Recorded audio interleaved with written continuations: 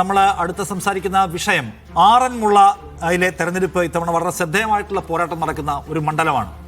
ആരോഗ്യവകുപ്പ് മന്ത്രി വീണ ജോർജ് വീണ്ടും അവിടെ ജനവിധി തേടുന്നു. അബിൻ വർക്കി എന്ന യൂത്ത് കോൺഗ്രസിന്റെ സംസ്ഥാന ഉപാധ്യക്ഷനെയാണ് അവിടെ UDF കോൺഗ്രസ് വീണയ്ക്കെതിരെ മത്സരിക്കാൻ നിയോഗിച്ചിരിക്കുന്നത്. കഴിഞ്ഞ ദിവസത്തെ അവരുടെ ഒരു തത്സമയ സംവാദം അവിടെ പ്രസ് ക്ലബ്ബ് സംഘടിപ്പിച്ചാണെന്ന് തോന്നുന്നു. ആ സംവാദത്തിൽ ഇരുവരും തെരഞ്ഞെടുപ്പ് വിഷയങ്ങളെ മുൻനിർത്തിക്കൊണ്ട് ഏറ്റുമുട്ടുന്ന നിലയുണ്ടായി. അബിൻ വർക്കി വീണക്കെതിരെ നടത്തുന്ന ആരോപണങ്ങൾ അല്ലെങ്കിൽ അവർക്ക് നേരെ നടത്തിയ രാഷ്ട്രീയമായി ഉന്നയിച്ചിട്ടുള്ള സംഗതികൾ അത് വലിയ തോതിൽ സോഷ്യൽ മീഡിയയിൽ ചർച്ച ചെയ്യപ്പെടുകയോ ഹിറ്റാവുകയോ ഒക്കെ ചെയ്തിട്ടുണ്ട്. വീണയാവട്ടെ തിരിച്ച് ഈ വയനാട്ടിലെ ഫണ്ടുമായി ബന്ധപ്പെട്ട സംഗതികളൊക്കെ ഉന്നയിച്ച് അബിനെ മറുപടി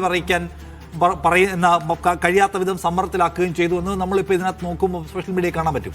സത്യത്തിൽ വീണ വലിയ വിവാദങ്ങൾ ഉണ്ടായതിൻ്റെ തൊട്ടുടനെയാണ് ഇപ്പോൾ തെരഞ്ഞെടുപ്പിലേക്ക് പോവുകയും ചെയ്യുന്നത്.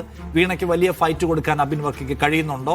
ആറന്മുള എന്ന് പറയുന്നത് വലിയൊരു അപ്രവചനീയമായ ഒരു പോരാട്ടക്കളമായി മാറിയിട്ടുണ്ടോ എന്നത് സംസാരിക്കാൻ നമ്മൾ. അജിംസ് എന്നാണ് തോന്നുന്നത് അവിടെ അബിൻ വർക്കി ഒരു വലിയ ഒരു മത്സരം ഒരു സങ്കീർണാവസ്ഥ സൃഷ്ടിക്കുന്നുണ്ടോ?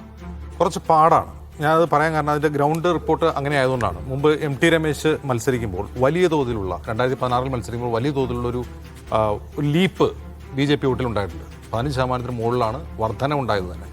അപ്പോൾ ആ ലീപ്പ് മറികടക്കാൻ ആ ലീപ്പാണ് യഥാർത്ഥത്തിൽ കോൺഗ്രസിനെ അവിടെ തോൽപ്പിക്കുന്നത്, ശിവദാസ് നായരെ തോൽപ്പിക്കുന്നത്.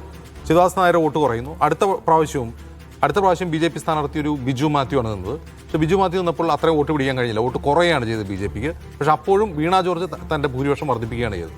അപ്പോൾ ശിവദാസൻ നായരുടെ ഒരു ലെഗസി ആറന്മുള മണ്ഡലത്തിലുണ്ട്. ആ ലെഗസിയെ ചോദ്യം ചെയ്യുന്ന ഒരു കാൻഡിഡസിയാണ് യഥാർത്ഥത്തിൽ അബിൻ വർക്കിയുടേത്. ശിവദാസൻ നായർ ഫോളോ ചെയ്യുന്ന ഒരു രാഷ്ട്രീയത്തിന് നേർ ഓപ്പോസിറ്റ് നിൽക്കുന്ന കോൺഗ്രസിലെ മറ്റൊരു രാഷ്ട്രീയമാണ് അബിൻ വർക്കിയുടേത്. അതുകൊണ്ട് തന്നെ അബിൻ വർക്കി ഒരു ഫ്രഷ് ഫേസ് ആണ്. അബിൻ വർക്കി മികച്ച ഡിബേറ്ററാണ്. അത് ചാനൽ ചർച്ചയിൽ മാത്രമല്ല, ഇന്ന് നമ്മൾ കാണുന്നത്. ഇപ്പോൾ വീണ ജോർജ് ഒരു ടെലിവിഷൻ ആങ്കറായിട്ട് കൂടി അബിൻ വർക്കിയുടെ ചോദ്യശരങ്ങൾക്ക് മുമ്പിൽ അവർ പതറിപ്പോകുന്നതാണ് കാണുന്നത്. അത് വീണ ജോർജിൻ്റെ എന്തെങ്കിലും വ്യക്തിപരമായ കുഴപ്പം കൊണ്ടല്ല, അവർ ഇരിക്കുന്നൊരു പൊസിഷൻ്റെ പ്രശ്നവും അവരുടെ പാർട്ടി അവരുടെ മേൽ ഏൽപ്പിച്ച വലിയ ഉത്തരവാദിത്വവും അതവർക്ക് കൃത്യമായി നിറവേറ്റാൻ കഴിഞ്ഞില്ല. അതിന് പല കാരണങ്ങളുണ്ട്. ആ പാർട്ടിയിൽ തന്നെ പല കാരണങ്ങൾ കൊണ്ടാണ് അവരൊരു മോശം മിനിസ്റ്റർ ആണ് എന്നൊരു തോന്നലുണ്ടാക്കിയിട്ടുണ്ടെങ്കിൽ, അല്ലെങ്കിൽ അവരുടെ വകുപ്പ് ഒരുപാട് പഴി കേട്ടിട്ടുണ്ടെങ്കിൽ അത് അവരുടെ വ്യക്തിപരമായ കുഴപ്പം കൊണ്ട് മാത്രമാണെന്ന് ഞാൻ കരുതുന്നില്ല. അതിൽ കുറേ പവർ ബാലൻസിൻ്റെ പ്രശ്നമുണ്ട്. നമ്മൾ മുമ്പ് പലപ്പോഴും സൂചിപ്പിച്ചിട്ടുണ്ട്.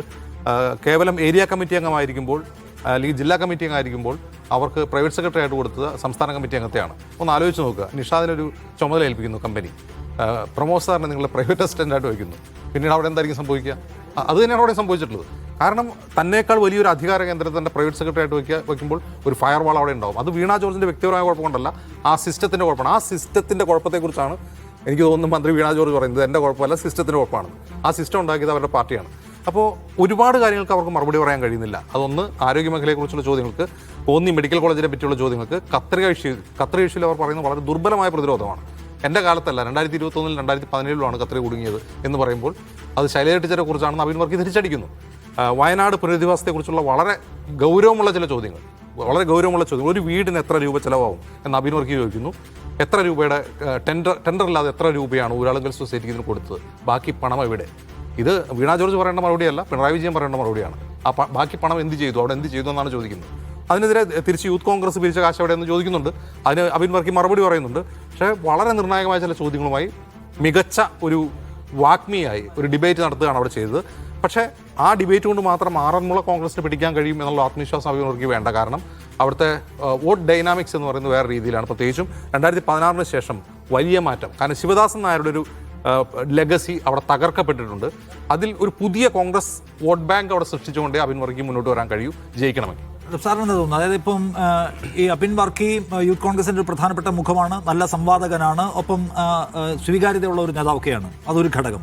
വീണ ജോർജ് ആവട്ടെ ഈ സമീപകാലത്ത് വലിയ വിവാദങ്ങളിൽ കുടുങ്ങുകയും അത് വലിയ തോതിലുള്ള ഒരു ആക്ഷേപ മുദ്രകൾ ഏൽക്കുകയും ചെയ്തിട്ടുള്ള ഒരാൾ കൂടിയാണ്. ഈ കോംബോ വർക്ക് ചെയ്താൽ അവിടെ UDFന് നേട്ടം ഉണ്ടാക്കാൻ പറ്റുമോ? അതോ അതിനെല്ലാം അപ്പുറം ആറന്മുള ഒരു സ്പെഷ്യൽ കേസാണ്, പുറത്തെ ഒരു ബഹളവും അതിനെ ബാധിക്കില്ല എന്നാണ്? അല്ല, ആറന്മുള പുറത്തെ ബഹളങ്ങളും എല്ലാം ബാധിക്കുന്ന സ്ഥലം തന്നെയാണ്, അതിനകത്ത് സംശയമൊന്നുമില്ല. പക്ഷേ നമ്മൾ കാണേണ്ടത് വീണ ഈ കഴിഞ്ഞ അവർ മത്സരിച്ച, ഞാൻ മനസ്സിലാക്കുന്നത് ഈ 2 നിയമസഭാ തെരഞ്ഞെടുപ്പുകൾ കൂടാതെ ഒരു ലോക്സഭാ തെരഞ്ഞെടുപ്പിലും അവർ മത്സരിച്ചിട്ടുണ്ട്. ഏത് തെരഞ്ഞെടുപ്പിൽ മത്സരിച്ചതിനേക്കാൾ കൂടുതൽ സമ്മർദ്ദത്തിൽ അവർ നിൽക്കേണ്ടി വരുന്ന ഒരു തെരഞ്ഞെടുപ്പാണ് ഇതെന്നാണ് ഞാൻ മനസ്സിലാക്കുന്നത്. അവർക്ക് ഏറ്റവും കൂടുതൽ സമ്മർദ്ദമുള്ളൊരു സമയമാണ്. കാരണം അവരുടെ തെരഞ്ഞെടുപ്പ്, അവർ ഈ തെരഞ്ഞെടുപ്പിൽ മത്സരിക്കുമ്പോൾ അവരുടെ വിജയ പരാജയങ്ങൾ കൃത്യമായി ഗണിക്കപ്പെടുക ആരോഗ്യ വകുപ്പിന്റെ ഒരു പരാജയമായിട്ടോ വിജയമായിട്ടോ ആയിരിക്കാം. അപ്പോൾ അതിൻ്റെതായിട്ടുള്ള ഒരു വല്ലാത്ത സമ്മർദ്ദം അവർക്കുണ്ട്. അത് ഇപ്പോൾ മറ്റെന്തെങ്കിലും കാരണങ്ങൾ കൊണ്ട് ഒരു പരാജയം ഉണ്ടായാൽ പോലും അത് വ്യാഖ്യാനിക്കപ്പെടുക അവരുടെ ഈ ടേം തന്നെ, ഈ കഴിഞ്ഞ ടേം തന്നെ സമ്പൂർണ്ണമായി പരാജയമായിരുന്നു എന്നുള്ളതാണ്. കാരണം അത്രയധികം വിവാദങ്ങളെന്ന് വെച്ചാൽ അതിന് അടിസ്ഥാനപരമായ കാരണങ്ങളും ഉണ്ടായിരുന്നല്ലോ. സംഭവങ്ങളുടെ അടിസ്ഥാനത്തിൽ കൂടിയാണ് ആ ചർച്ചകൾ മുഴുവൻ. അത് വേണ്ട വിധം നേരിടാനുള്ള ഒരു കെൽപ്പ് അവർക്ക് ഉണ്ടായില്ല എന്നുള്ളത് തന്നെയാണ് നമ്മൾ കാണേണ്ടത്.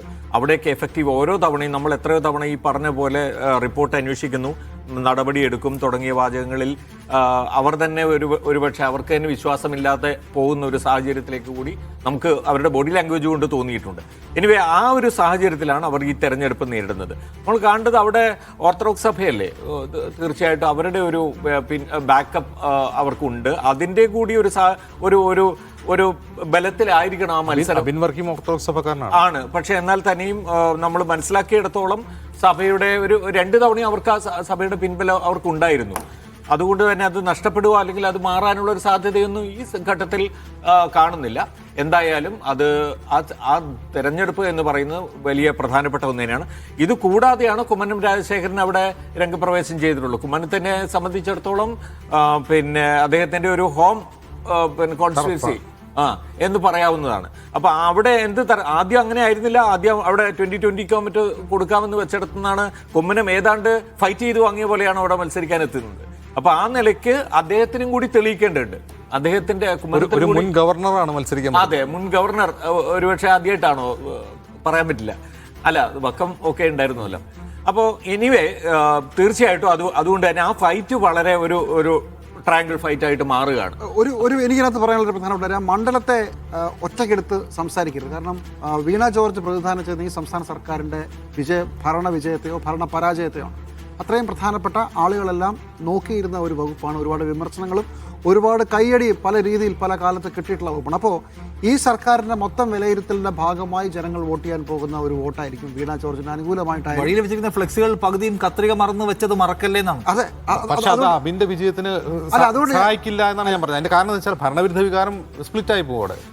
കേരളത്തിൽ മുഴുവൻ നിങ്ങൾ വിചാരിക്കുന്നത് ഇതൊരു ചെറിയ ഗെയിം അല്ല. ഇത് കേരളത്തിൽ മുഴുവൻ ഒരു വലിയ ഭരണവിരുദ്ധ വികാരം ഉണ്ടാകാൻ സാധ്യതയുണ്ട് എന്ന് പലരും കണക്കൂട്ടുന്നുണ്ട്. തെരഞ്ഞെടുപ്പിൽ ഈ സർക്കാരിൻ്റെ പ്രധാനപ്പെട്ട ഇമേജിൽ പിണറായി വിജയൻ കഴിഞ്ഞാൽ ഈ സർക്കാരിന് വളരെ വലിയ നേതാക്കളൊക്കെ ഉണ്ടെങ്കിലും ആരാണ് ജനം ചർച്ച ചെയ്ത CPM-ന്റെ ആളുകൾ വളരെ സോഫ്റ്റ് ടാർഗറ്റും CPM-കാർ വളരെ കാര്യം ഉയർത്തിക്കൊണ്ടുവന്നത് വീണ ജോർജാണ്. അപ്പോൾ വീണ ജോർജിൻ്റെ തെരഞ്ഞെടുപ്പിലെ വോട്ട് കിട്ടായ്മയും ഈ സർക്കാരിൻ്റെ മൊത്തം ക്യാമ്പയിൻ്റെ ഭാഗമാണ്. അതൊരു സ്റ്റേറ്റ് വൈഡ് ആയിട്ടുള്ള ഇലക്ഷൻ്റെ ജനങ്ങളുടെ വേർഡിക്റ്റിൻ്റെ ഭാഗമായിരിക്കും. ആ മണ്ഡലത്തിന് ഒറ്റയ്ക്ക് ഒരു വിധിയെടുത്തുണ്ടാകാനുള്ള സാധ്യത കുറവാണ്. ശരിയാണ്. അപ്പോൾ ആ മണ്ഡലത്തിലുണ്ടാകുന്ന വിധി എന്താണോ ആ വിധി മൊത്തത്തിൽ കേരളത്തിന്റെ സ്വഭാവത്തെ നിർണ്ണയിക്കാൻ സാധ്യതയുള്ളതെന്നാണെന്ന് വിചാരിക്കാം. കാരണം ആ നിലയ്ക്ക് ഭയങ്കരമായി ചർച്ചയാക്കപ്പെടുകയോ അല്ലെങ്കിൽ വിവാദങ്ങൾ നിലനിൽക്കുകയോ ചെയ്തിട്ടുള്ള മന്ത്രിയാണ് വീണ അവിടെ മത്സരിച്ച് വലിയ വിജയം നേടുക എന്ന് വെച്ചാൽ ഒരുപക്ഷെ ഈ സർക്കാരിന് തുടർച്ച സംഭവിക്കുന്നു എന്ന കൂടി വലുതാക്കി അതിനെ വായിക്കാനും പറ്റും. തിരിച്ചാണെങ്കിലും പക്ഷേ സർക്കാർ വീണു പോകാനുള്ള സാധ്യത തള്ളിക്കളയാൻ കഴിയില്ല.